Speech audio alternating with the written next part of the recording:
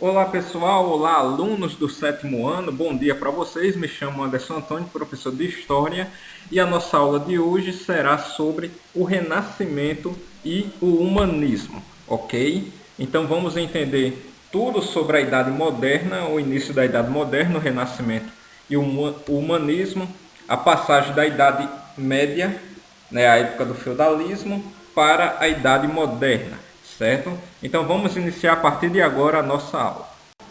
Bem, o que é Renascimento? Tem a pergunta aí. É um movimento cultural e artístico com o desejo de fazer renascer, né, a antiguidade greco-latina, né, retomando os seus valores e seguindo os seus modelos. Então, os renascentistas eles tinham o objetivo, né, com esse movimento cultural, de resgatar a cultura, aquela cultura greco-latina, ou seja, aquela cultura greco-romana, certo? Trazer de volta da época da antiguidade, né, clássica, né, aquela cultura lá dos gregos e também dos romanos. Então, por isso aí o movimento chamado de Renascimento. Bem, o surgimento da burguesia, né?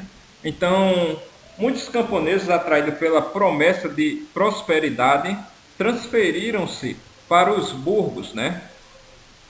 Onde começaram a trabalhar como pequenos mercadores, né? Surgia assim a burguesia, constituída por todos aqueles que, sem nobreza de sangue, acumulavam capital por meio de atividades mercantis. Então também surgiu o mercantilismo. Isso ainda na Idade Média, certo? Eu estou falando sobre a burguesia porque eles deram início também à questão da Idade Moderna, né? Influenciaram com relação ao Renascimento, né? Esse movimento cultural chamado de Renascimento, ok? Então, aí a burguesia. Bem, vamos entender agora porque a Idade Média, na época, era conhecida como a Idade das Trevas, né? E a passagem da Idade Média para a Idade Moderna, que é a época do Renascimento, ok? Diz-se Idade das Trevas para os cerca de 1000 anos da Idade Média. Isto porque a elite dominante, ao invés de utilizar o seu tempo livre para o desenvolvimento das artes, dos esportes, das ciências, da cultura e da filosofia, preferiu-se dedicar essencialmente à propagação da ideologia religiosa. Seu intuito com isso era que a mesma funcionasse como instrumento de dominação e, portanto, perpetuação do poder desta elite. Aí tem embaixo, Idade das Trevas. Quando se fala em Idade Média, logo vem à mente perseguição religiosa, pessoas torturadas, cavaleiros, reis poderosos, né? E a igreja no controle da vida das pessoas. Então essa época da Idade Média, que era o feudalismo, era isso, a igreja tinha todo o poder e todo o controle sobre as pessoas. Ninguém poderia pensar contra a Igreja Católica, ter uma ideologia ou um pensamento contrário à igreja, porque seria perseguido, seria torturado e seria morto também, como temos aí a foto do lado direito, né? Uma punição, a pena de morte era ser queimado vivo em uma fogueira em praça pública. Então quem fosse contra a Igreja Católica na época. Esse assunto a gente vai ver mais para frente quando chegarmos no assunto da reforma religiosa, ok? Bem, vejamos agora algumas características do renascimento cultural, certo? O humanismo, né? Forma mais terrena, concreta de pensar, a ciência, a moral, a religião e etc. O antropocentrismo, né? O homem passa a ser visto como o centro do universo, negando o teocentrismo medieval, ou seja, o homem passa a ser o centro das atenções e não Deus, certo? O individualismo, a valorização da capacidade de criação e o espírito de competição. O racionalismo, sobreposição da ciência, o experimentalismo sobre os dogmas de fé, né? Os dogmas aí da Igreja Católica. O naturalismo, preocupação em retratar fielmente os homens e animais nas artes. O heliocentrismo, né? O Sol visto como centro do universo, contrariando a concepção geocêntrica de Ptolomeu. E o hedonismo, a valorização dos prazeres do corpo e do espírito. Bem, esse próximo slide ele mostra sobre o humanismo, né? Movimento literário que não constitui uma escola literária, apenas uma transição entre a era medieval, que era a época do feudalismo, e a era moderna, que é a época agora do Renascimento. Os humanistas desafiavam o domínio cultural da Igreja Católica sobre a população europeia, propondo o uso da razão para se chegar à verdade. Então, o uso da razão para se chegar à verdade e tentar contrariar algumas ideologias da Igreja Católica. Então, esse foi um movimento literário chamado de humanismo. Bem, a expansão do Renascimento italiano. Então, o Renascimento ele surgiu na Itália, né? Em algumas cidades italianas, no caso Gênova, Veneza, Bugres, certo? Foram algumas das cidades aí onde surgiu o Renascimento, né? E a partir da Itália se espalhou por outros países aí da Europa Ocidental, no caso aí Alemanha, França, Países Baixos, onde é a Holanda, Inglaterra, Espanha e Portugal com menor intensidade, certo? Mas houve uma expansão aí do Renascimento. Bem, esse próximo slide nós vamos ver agora alguns artistas do Renascimento, né? Com algumas de suas obras, certo? No caso aí, Sandro Botticelli, esse primeiro, a sua principal obra era o Nascimento de Vênus, né? Então, os artistas na época, eles eram pintores, eram escultores, né? Faziam estátuas, pintura a óleo, certo? Então, esse Sandro Botticelli, a sua principal obra aí de pintura a óleo, essa do lado direito aí, o Nascimento de Vênus, certo? Embaixo, Rafael Sanzio, nós temos sua principal obra, a Escola de Atenas, certo? Foi a obra-prima de Rafael Sanzio, utiliza a técnica do afresco, homenageia Platão, representado por Leonardo da Vinci, né? E Aristóteles, representado por Michelangelo. Então, essa pintura aí do lado direito é a obra de Rafael Sanzio. Bem, o próximo é Michelangelo, certo? As características de suas obras, né? Temas bíblicos, esculturas perfeitas conforme a anatomia humana, técnica do afresco, e era colocado excesso de massa muscular nas pessoas de suas pinturas. Como vocês podem ver aí, 3 das suas principais obras de Michelangelo. Nós temos a criação do homem, no caso, a criação de Adão, né? Como vocês podem ver essa foto do lado esquerdo, aí na parte de baixo, certo?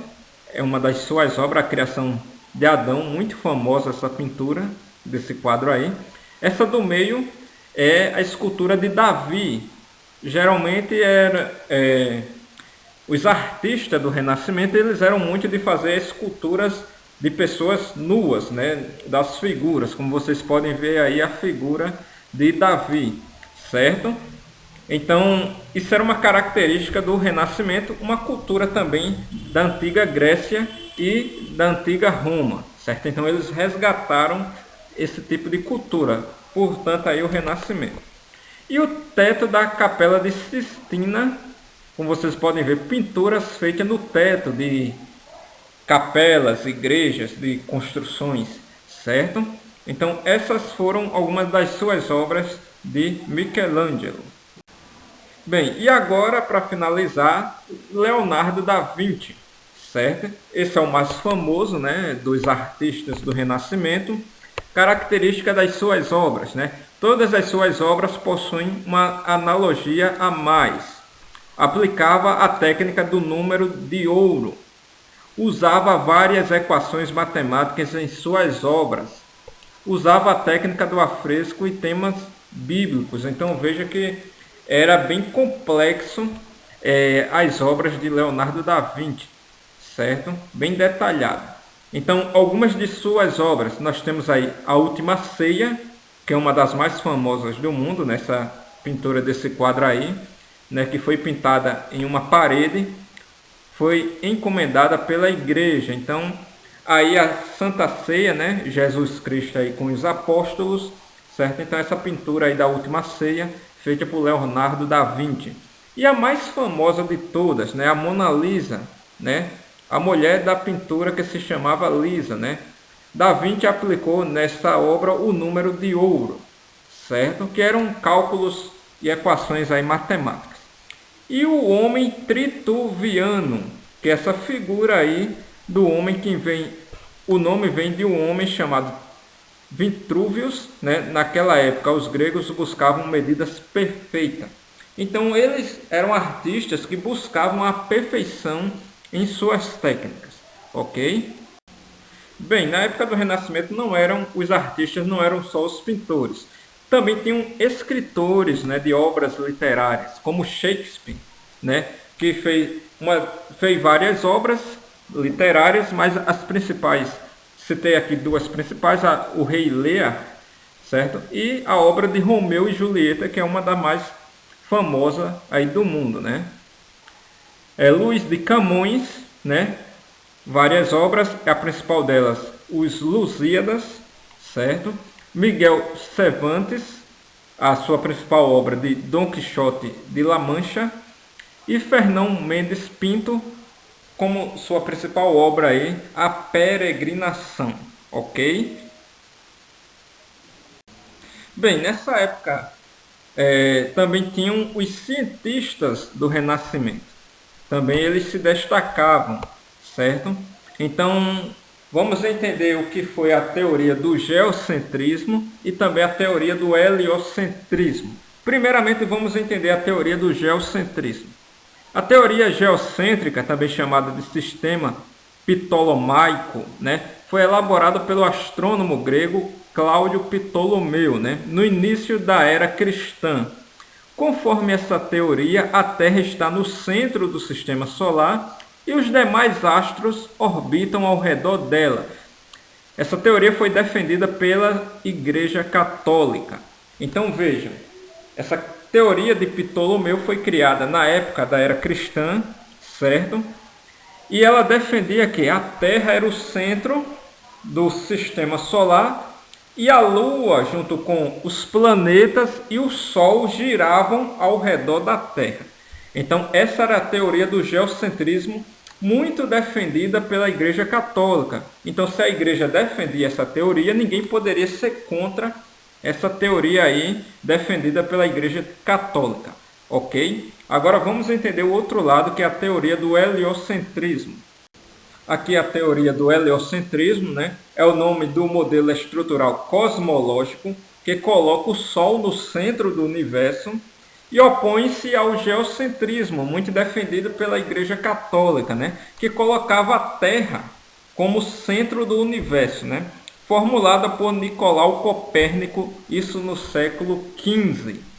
Então, Copérnico, de vários estudos, né, observações astronômicas aí, ele formulou a teoria do heliocentrismo, né? Que é a teoria mais correta que conhecemos até hoje, né? Sabemos que o Sol é o centro do sistema planetário e os planetas, junto com a Terra, giram em torno do Sol, certo? Então essa é a teoria do heliocentrismo, né? Que conhecemos hoje, que é a correta.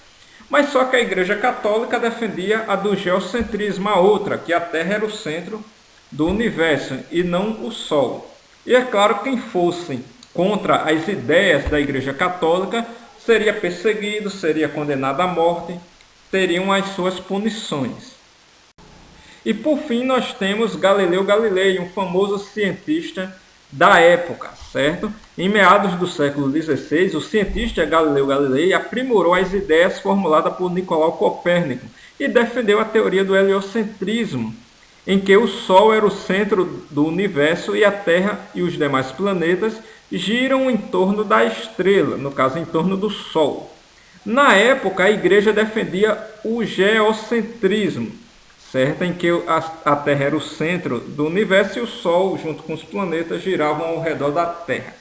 Então Galileu, para não ser morto ou preso, teve que negar sua teoria. Então Galileu Galilei confirmou, né, a teoria do heliocentrismo formulada por Copérnico, em que o Sol era o centro do universo e não a Terra, certo? Mas só que a Igreja defendia outra teoria. E vocês sabem, né, naquela época, quem fosse contra as ideias da Igreja Católica seria morto, preso ou seria perseguido. Então ele, com medo para não sofrer punição, para não sofrer perseguições ou ser morto ou preso, ele teve que negar sua teoria. Certo, pessoal? Então, esse foi um pouco da nossa aula sobre o Renascimento, certo? Espero que vocês tenham gostado. Fiquem com Deus e até a próxima aula.